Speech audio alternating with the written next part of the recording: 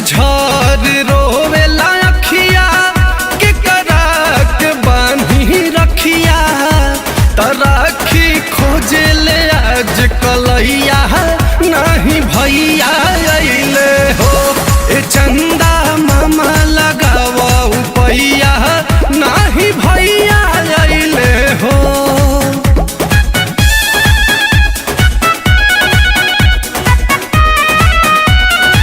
मंत्रा studio Patna.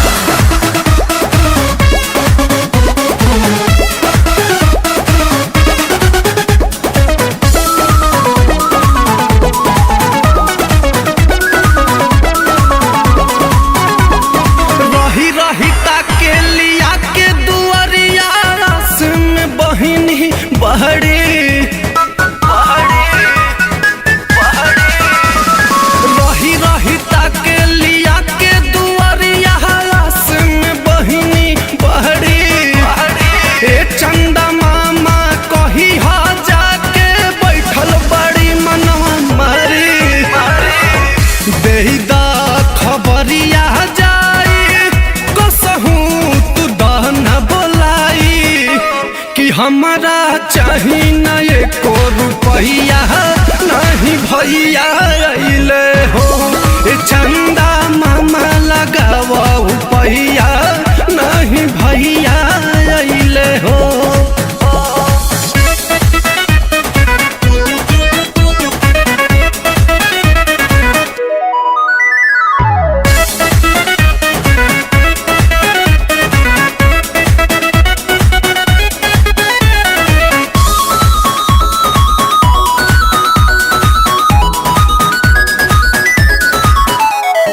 कैसे भुलाइल बाड़े पूछी हा जाके बहिनिया पूछे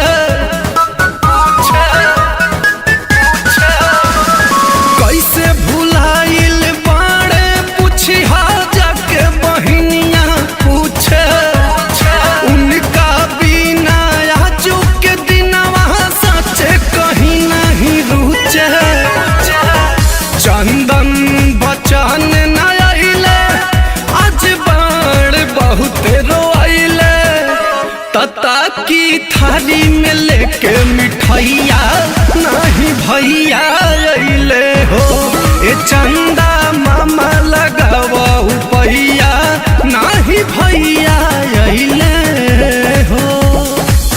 झर झर रोवेला अखिया के करा के बांधी रखिया तराखी खोजे ले आज कलैया नहीं भैया अइले हो ए चंदा मामा लगावा उपैया नहीं भैया अइले हो। लवली म्यूजिक वर्ल्ड में आपका स्वागत है। हमारे चैनल को सब्सक्राइब करने के लिए लाल बटन को दबाएं और नए नए गानों को सबसे पहले सुनने के लिए घंटी को दबाएं।